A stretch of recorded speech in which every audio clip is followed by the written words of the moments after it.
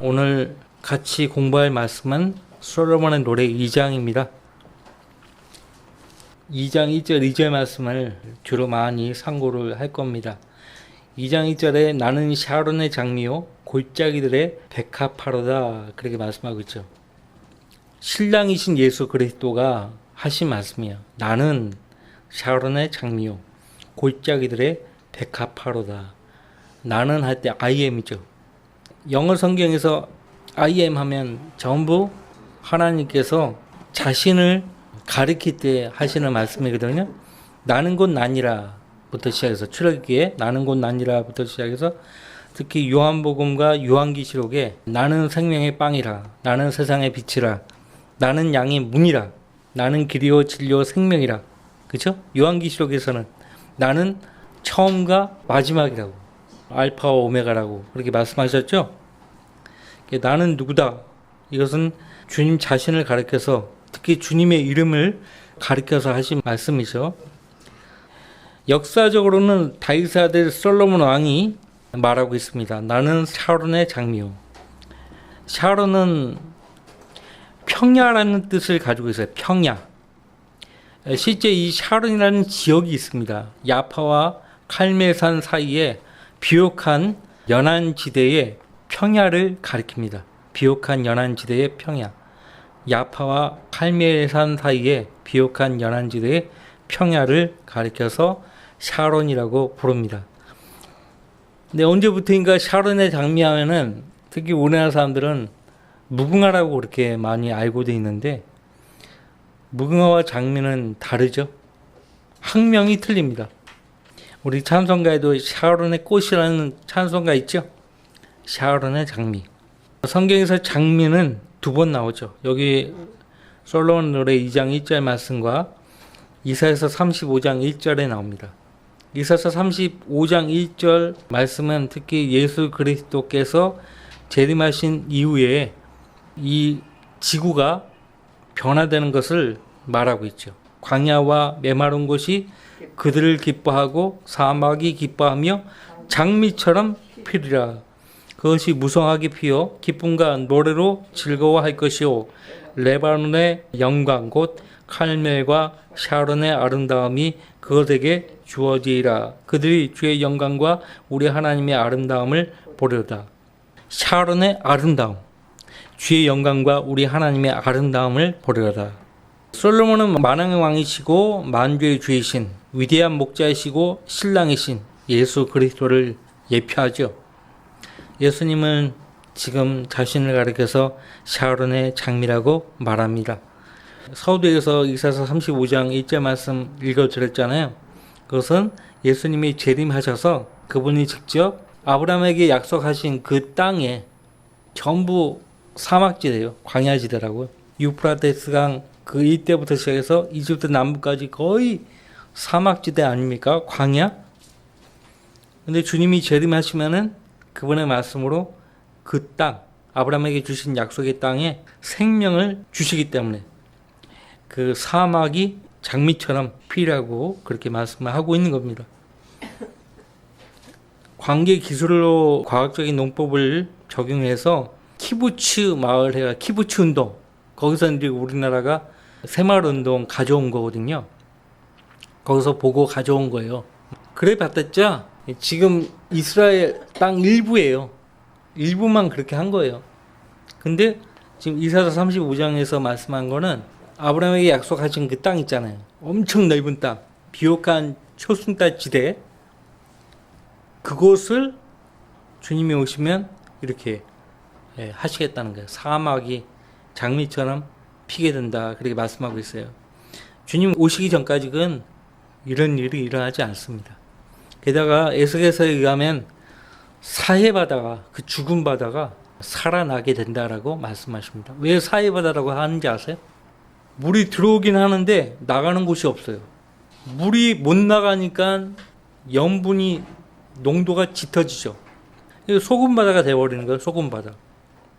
사해바다에서 물에 빠지면요 사람 다 떠요. 물에 안 빠집니다. 안 죽어요. 염분이 얼마나 농도가 짙으면은 빠지지 않아요. 어쨌든 주님이 오셔야 된다는 거예요. 주님 자신이 샤론의 장미라고 했고 또 골짜기들의 백합화로다 그렇게 말씀하고 있습니다. 그 윤경은 그 번역한 거 보니까 솔로몬의 아가라고 했어요. 정동수처럼 솔로몬의 아가 참. 그리고 백합화인데 백합으로 했어요.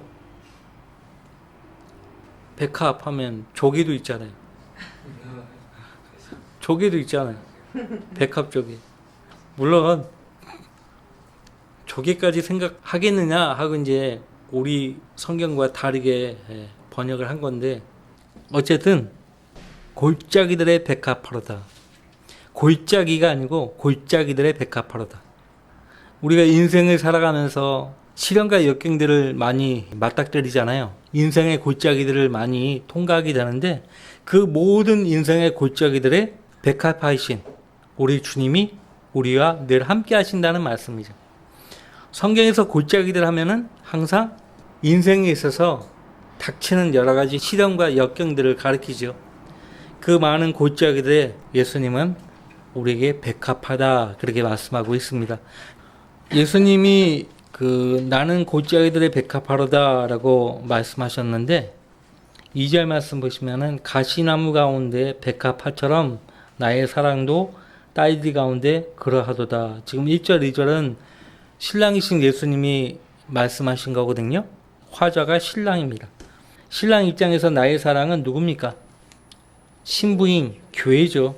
근데 그 교회도 가시나무 가운데 백합화처럼 딸기 가운데 그러하도다 그렇게 말하고 있습니다. 그러하도다 이 말은 뭐예요? 나의 신부도 나처럼 골짜기들의 백합화다 이거예요. 근데 우리가 신약 성경을 통해서 보면은 예수님과 그분을 믿는 우리 성도들 개개인이 유사성을 많이 가져요. 예수님이 나는 세상의 빛이라고 했죠. 근데 바울사도를 통해서 빌립보서에 보면 우리도 변질되고 비뚤어진 이 세상 민족들 가운데서 빛들을 비추는 하나님의 아들이라고 그렇게 말합니다. 예수님도 하나님의 아들이죠. 우리도 하나님의 아들들이에요. 그래서 가시나무 가운데 백합화라고 했어요. 성경에서 가시나무 언제 언급이 되죠? 창세기 3장 18절에서 언급이 되죠. 아담과 이브가 범죄하니까 가시나무와 엉겅퀴를 냈어요. 땅이 저주받고 그 저주받은 그 땅에서 가시나무와 엉겅퀴가 나온 것이에요. 성경에서 대체적으로 가시나무는 구원받지 않은 죄인들을 가리킵니다. 이를테면 사무엘하 23장 6절 7절 말씀 보세요. 사무엘하 23장 6절 7절. 구원받지 못한 사람들을 성경에서는 마귀의 자식이라고 말하고 있는데 구약 성경에서는 그 마귀를 가리켜서 벨리알이라고 그렇게 말합니다. 벨리알. 벨리알의 자식들 그렇게 말하죠. 사무엘하 23장 6절 7절 말씀을 보면요. 그러나 벨리알의 아들들은 모두 내다버린 가시나무 같으리니 이는 손으로 그들을 잡을 수 없습니다. 그들을 만지려는 사람은 철과 창자를 갖춰야 할 것이요 그들이 그 자리에서 완전히 불태워지리라 하더라. 그러니까 이 무슨 말이냐면 구원받지 않은 세상 죄인들은 아무도 다룰 수 없다 이거예요. 그래서 욥기에서는 구원받지 않은 죄인들을 들나귀 같다라고 말합니다. 들나귀. 들에 있는 나귀들. 다루기 정말 힘든 짐승이에요. 말보다 나귀들이 특히 노새, 나귀 노새 다루기 되게 힘들어요. 고집도 엄청 세고. 이 나귀라는 존재가요. 보면은 주인을 먼저 앞장서서 항상 늘 다니는 그 길이니까 주인 먼저 앞장서서 가요. 근데 가다가 지가 쉬고 싶으면 멈춥니다. 멈추면 그냥 멈추는 게 아니에요. 주인한테 달라 이거. 여태껏 내가 수고했으니까 먹을 거 달라.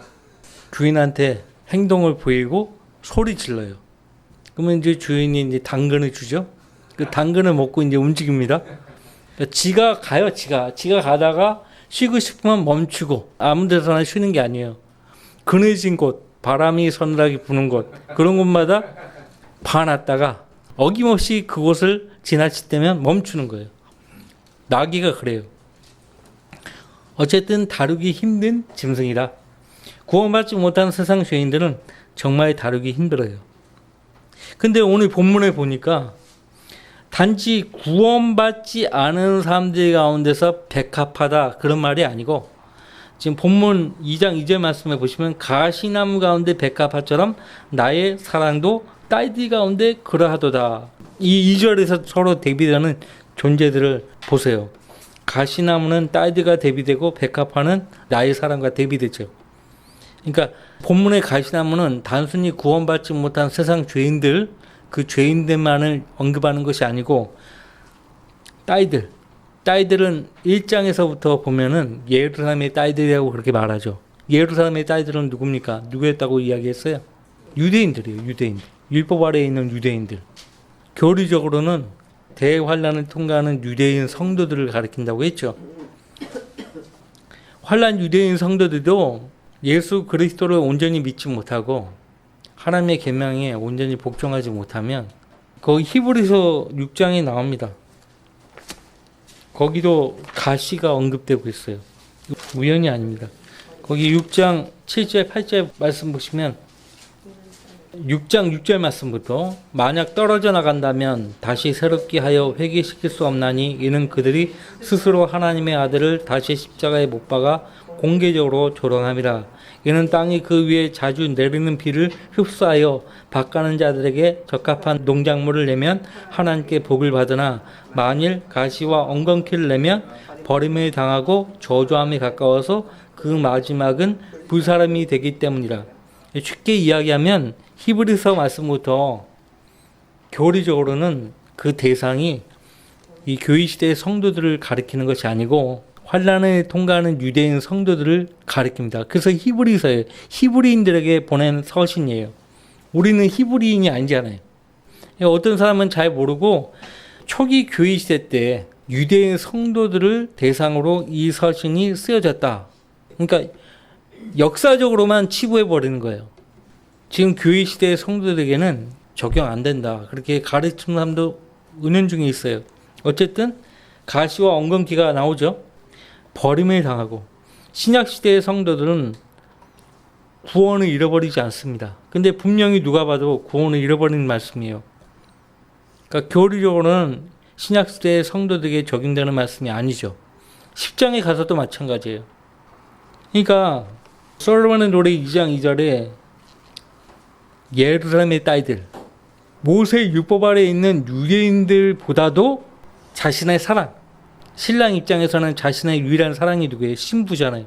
그 신부가 더 돋보이는 거예요. 그래서 다시 읽어드리면 가시나무 가운데 백합화처럼 나의 사랑도 딸들 가운데 그러하도다. 그렇게 말합니다. 가장 귀하고 아름다운 존재로 보고 계시는 거예요. 그분의 신부를 가장 귀하고 아름다운 존재로 보고 계시다는 점을 기억할 필요가 있습니다. 주님이 이렇게 사랑하신다고요. 물론 이스라엘 백성들도 하나님 사랑해요. 근데 경륜적으로 보면 이스라엘 백성들은 하나님께서 그들을 구원하기 위해서 몸을 입고 이 땅에 내려오셨는데 거부했잖아요. 그죠? 우리는 거부하지 않고 그분을 구주로 믿은 거예요. 믿었더니 하나님께 사랑을 입게 된 거예요. 늘 이야기하지만 베드로 전서 1장에서 말하는 부분이 그것입니다. 우리는 예수님을 보고 믿은 사람들이 아니에요. 보지 않고 믿었더니 이렇게 주님께 사랑을 받는 거죠. 베드로 전서 1장에 그죠? 8절 너희가 그를 보지 못하였으나 사랑하며 지금도 그를 보지 못하나 믿고 있으며 또 말할 수 없이 영광으로 가득 찬 기쁨으로 즐거워하나니 이는 너희의 믿음의 결과 곧 너희 혼들의 구원을 받음이니라. 말할 수 없이 영광으로 가득 찬 기쁨으로 즐거워하는 이유가 뭐예요? 구원 받았기 때문에. 근데 그 이상이에요. 그분을 만나기 때문에. 그렇죠? 나의 사랑도 딸들 가운데 그러하도다. 그렇게 말씀하고 있어요. 가시나무 가운데 백합화. 신부죠. 신부인 교회는 어린 양의 혼인식에서 신랑이신 예수 그리스도의 눈에 그분의 신부인 교회가 다른 시대에 구원받은 그 여인들 가운데서 제일 아름다워 보이는 거죠. 유독 눈에 띄는 모습을 지금 예표적으로 보여주고 있다는 것이에요. 어린 양이신 예수님의 눈에는 나의 사랑, 교회 시대에 믿음으로 구원받은 성도들이 구약 시대와 환란 시대에 구원받은 이방인, 유대인 이런 사람들을요 가시나무 정도로 보이게 할 만큼 가장 아름다운, 가장 소중한 백합화로 주님이 보시는 거예요. 제 1절, 2절만 봐도 아, 이렇게 주님이 나를 사랑하시는구나 알 수 있게 되죠. 그러니까 예수님이 교회를 향해 갖고 계신 사랑은요, 이스라엘 백성을 향해 갖고 계신 사랑보다 더 친밀하고 특별하다는 것을 보여주고 있어요. 더 친밀하고 특별하다. 그래서 에베소서 5장 25절 말씀에서 바울 사도가요, 예수 그리스도께서 교회를 위해서 자신을 주셨다 그렇게 말씀하고 있어요. 에베소서 5장 보세요.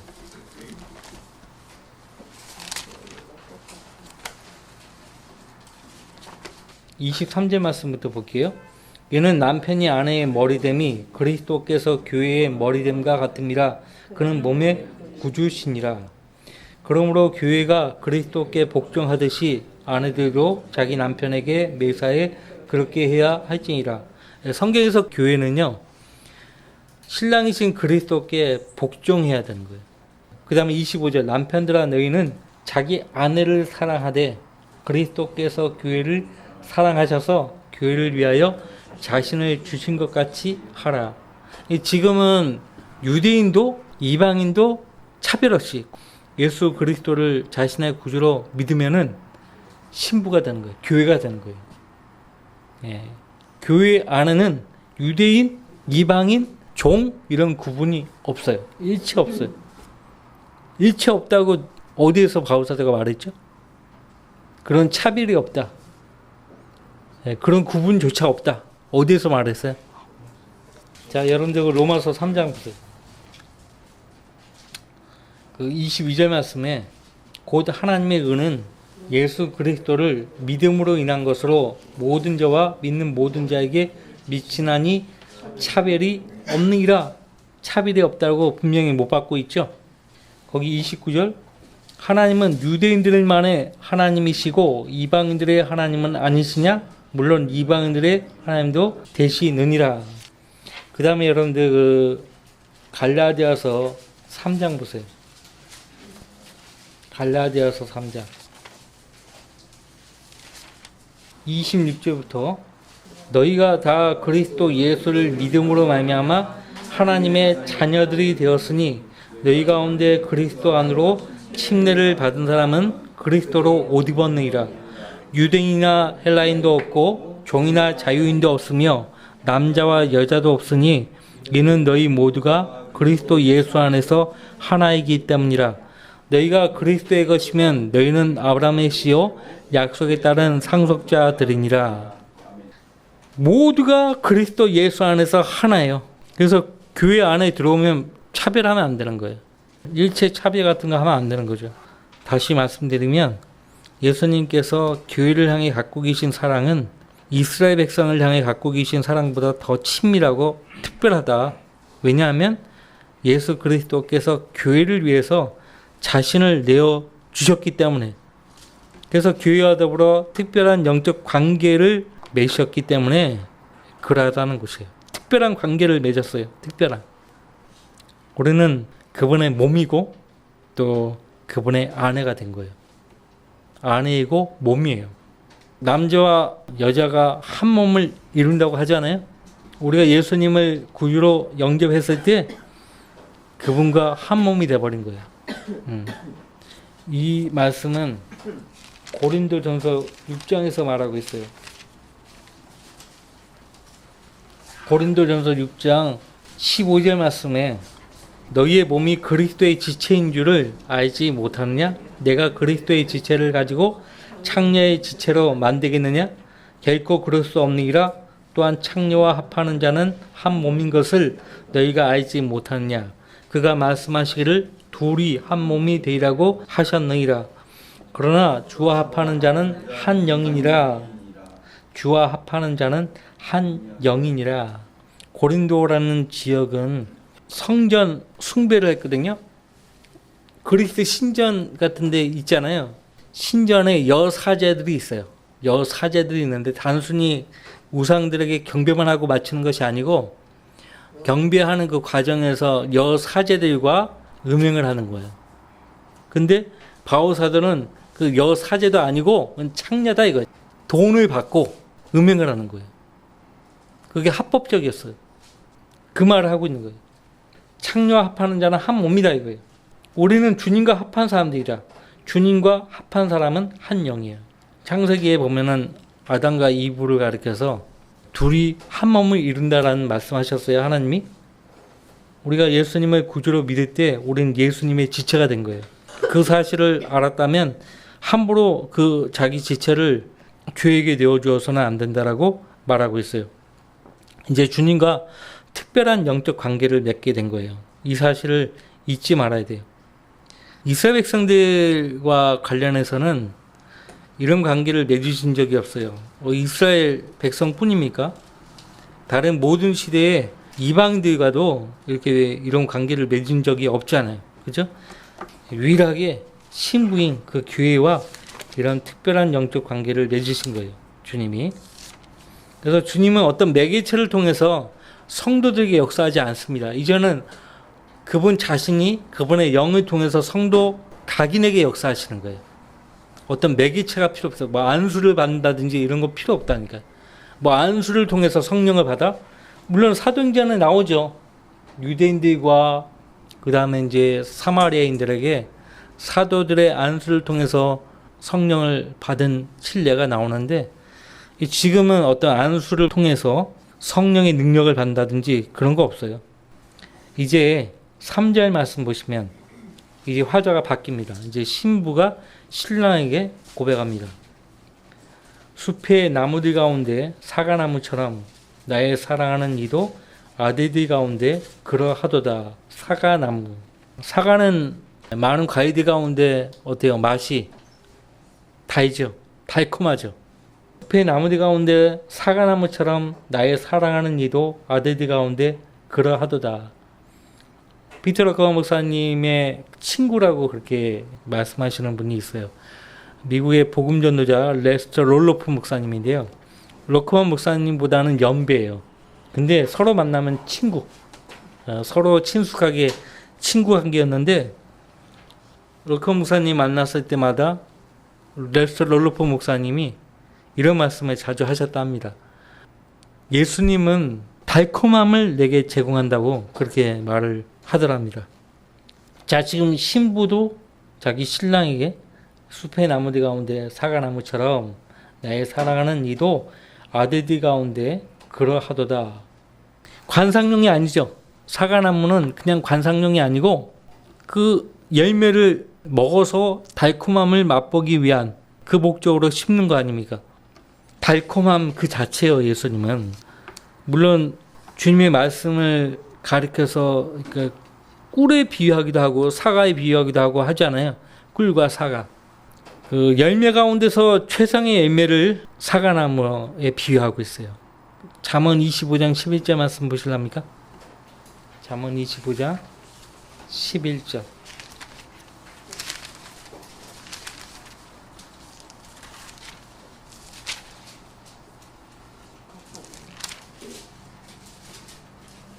적합하게 한 말은 은 그림들에 있는 금사과들 같으니라. 상상으로 그릴 수 있죠. 은 그림들에 있는 금사과들.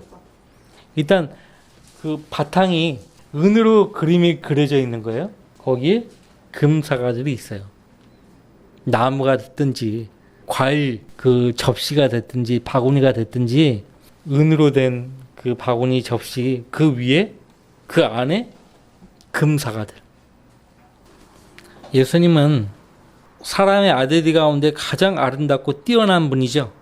그래서 예수님을 만나면은 생명을 얻을 뿐만 아니라 그 생명을 더 풍성히 얻게 된다고 말합니다.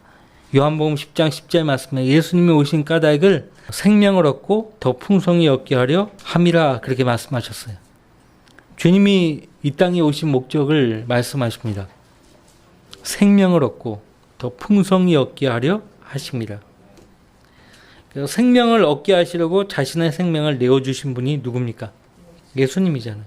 이 세상에 사람들에게 생명을 주기 위해서 자기 생명을 아낌없이 내어준 사람이 있어요? 있다 할지라도 불과 몇 사람에 불과하죠. 이미 태어난 사람들, 이미 또 죽어버린 사람들, 또 앞으로 태어난 사람들, 그 모든 세상 사람들을 위해서 대신 죽어줄 사람이 예수 그리스도 외에 누가 있어요? 없어요. 자, 사과나무의 신랑을 비유하고 있어요. 그리고 큰 기쁨이라고 언급하고 있습니다. 큰 기쁨. 내가 큰 기쁨으로 그의 그늘 아래 앉았으니 그의 과일은 내 입에 달콤하였도다. 달콤했다 말씀하십니다. 주님 안에 들어오면은 주님의 그 달콤함을 맛봅니다. 그래서 사도 베드로가요, 이제 갓 거듭난 성도들에게 당부하기를 갓난아기 들어서 순수한 말씀에 져서 사모하라. 이는 너희가 그것으로 인하여 자라게 하려 함이니라. 그렇게 말을 해놓고 주의 선하심과 인자하심을 맛보아알지어다. 그 표현은 이미 시편에서 다윗이 한 말이었거든요. 그걸 인용한 거예요. 주의 선하심과 인자하심을 맛보아 알지어다. 맛보아 알라. 맛을 봐라 이거예요. 우리는 예수님 말씀을 통해서 이미 그분의 달콤함을 맛본 사람이에요. 아는 사람이에요. 일단 맛을 봐야 버린 사람들은 양우리 밖에서 꼴을 찾는다든지 꼴 없어요. 쉴만한 물가도 없어요. 푸른 초장이 없어요. 그분의 말씀 안에서만 쉴만한 물가, 푸른 초장이 있을 뿐이에요. 우리로 하여금 달콤함을 계속 맛보게 하는 말씀은 주님 말씀뿐이에요. 여러분들 시편 119편 103절에 꿀보다 더 달다고 했어요. 주의 말씀들이 내 입맛에 어찌 그리 단지요 정녕 내 입에 꿀보다 더 단이다. 꿀보다 더 달아요. 자, 말씀을 통해서 꿀보다 더 단 그 달콤함을 맛봤습니까? 에스겔서 3장 보세요. 선지자 에스겔은 주님 명령대로 두루마리를 먹었습니다. 에스겔서 3장 보세요. 명령하시죠. 3장 1절에 또 그가 내게 말씀하시기를 인자야 내가 본 것을 먹어라. 이 두루마리를 먹고 가서 이스라엘 집에 말하라 하시기에 내가 내 입을 벌리니 그가 나로 그 두루마리를 먹게 하시고 내게 말씀하시기를 인자야 내가 내게 주는 이 두루마리를 내 배로 먹게 하고 내 창자를 채우라 하시기에 내가 그것을 먹었더니 그것이 내 입에 꿀처럼 달더라. 여러분들 이런 유사한 말씀이 또 어디에 나오죠? 에스겔서 3장과 요한계시록에 나오죠? 자, 보세요. 먹으라고 하죠? 9절. 그래서 내가 그 천사에게 가서 그에게 말하기를 그 작은 책을 내게 주소서라고 하였더니 그가 나에게 말하기를 집어서 먹어버리라. 내 배에는 쓰겠지만 내 입에는 꿀처럼 달 것이라고 하더라. 자, 배에는 써요. 처음에는 입에 들어갈 때는 꿀처럼 달았는데 반대로 배에 들어가니까 쓴 거예요. 자, 하나님 말씀이 이렇습니다. 처음에 먹을 때는 어떤 말씀은 써요. 근데 먹었더니 단 경우가 있죠. 지금 요한계시록 10장에서는 처음에 먹었을 때는 입에 꿀처럼 달았지만은 배에 들어갔더니 썼다 그렇게 말합니다. 이런 경우는 어떤 경우인가? 예레미야 선지자가 애가를 쓰죠. 예레미야서 애가. 애가가 뭐예요? 슬픔과 애통의 노래거든요. 그런 말씀이죠. 지금 사도 요한도요. 재앙들을 보는 거죠. 재앙. 그 책에 기록된 재앙들을 먹었을 때는 달았는데 속에 딱 들어가니까 쓴 거예요. 대화란에 관련된 말씀들이 기록된 책이기 때문에 썼다라고 그렇게 말을 하는 것입니다. 자, 다시 솔로몬의 노래 2장으로 가서 성경은 이렇게 성경으로 해석을 해주니까 얼마나 감사합니까? 근데 성경이 성경을 스스로 해석을 해야 되는데 변기도 성경들은 해석을 못해요, 스스로. 그것이 문제죠. 열린 성경이어야 하는데 닫힌 성경이 돼버리는 거죠. 그러면 다음 주에 4절 말씀부터 계속 공부하죠. 1절, 2절에 시간을 많이 썼는데요. 굉장히 중요한 말씀이어서 그렇습니다. 기도 제목을 보시면요.